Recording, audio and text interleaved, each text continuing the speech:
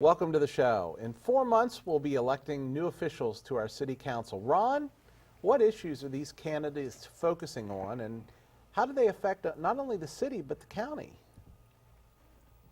This election will be an election like every other election we've had. You will have new people, and the problems will remain. And Ron is the voice of hope. And I'm going to couch my remarks by saying this.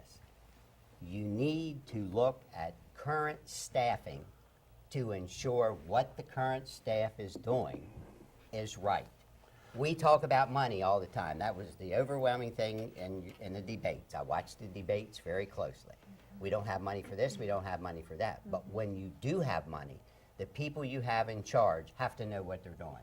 Economic development is not run like economic development needs to be run in the city or the county. We are totally inexperienced running economic development. We talk about the heroin problem. Why should the city councilman be dealing and the mayor be dealing totally with the heroin problem? We have a police department. Mm-hmm. So we need to be utilizing our people far better and have qualified people. Maybe some people's been there too long. Well, and I think you're touching on a couple of issues. I guess the reason we're talking about these things is because voters want to hear about them.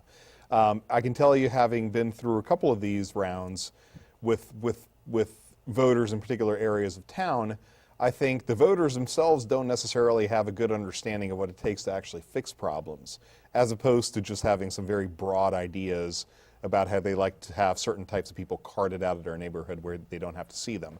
And you're right, because ultimately we have a city council that to some degree is a figurehead. We have a city manager.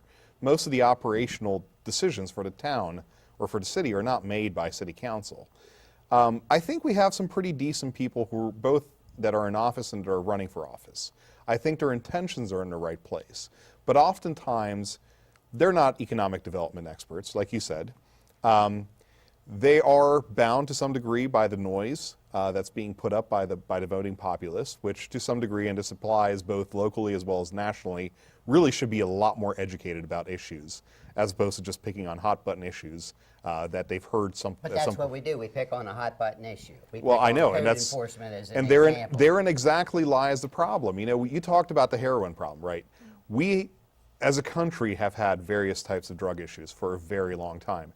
Guess what? Nobody has a silver bullet. Yeah. So we can argue about this for the next 4 years, and most likely we're not going to resolve anything. And we will. Mary, we seem to do a lot of planning in city government. We have report after report, and I will exclude this most recent one because it sounds like hopefully we're going to do some things with that. Mm-hmm. But we do a lot of planning and not so much implementing. Is that an issue?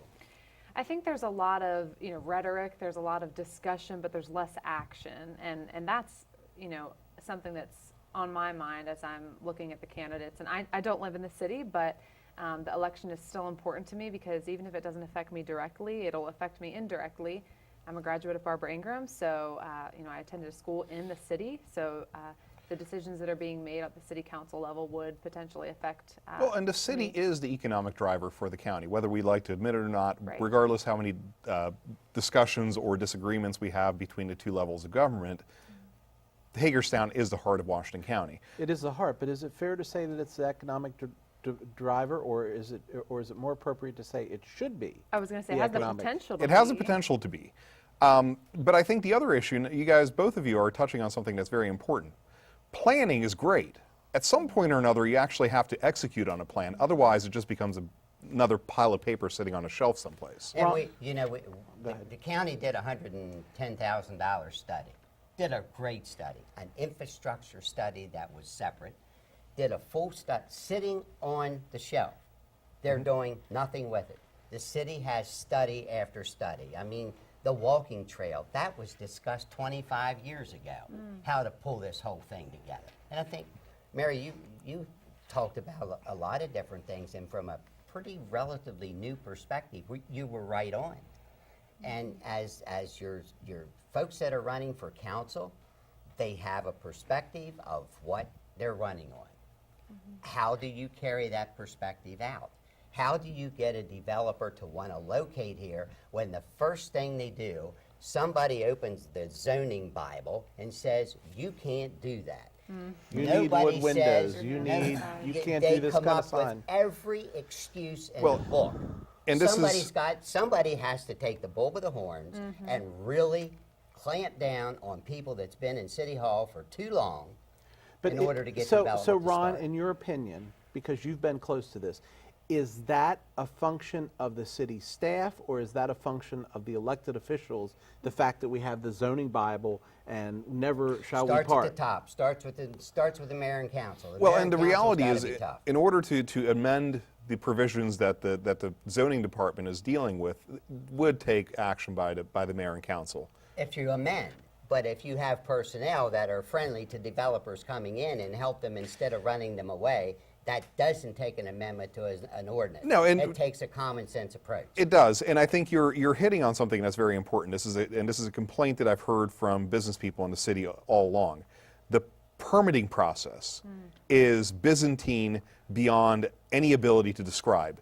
There are delays. There's no consistency in the problems that are brought up during an inspection. So as a business owner or a property developer, you have no clue what you actually need to do in order to fix whatever is perceived to be wrong. And I think, there certainly is an important part that code enforcement plays, but it has to be simple, and it has to be uniformly applied, and it has to follow some sort of logic. And I think you're right. There are some group of people that are entrenched in these places. And as with any level of government, you get to a point where you have nepotism and everything else.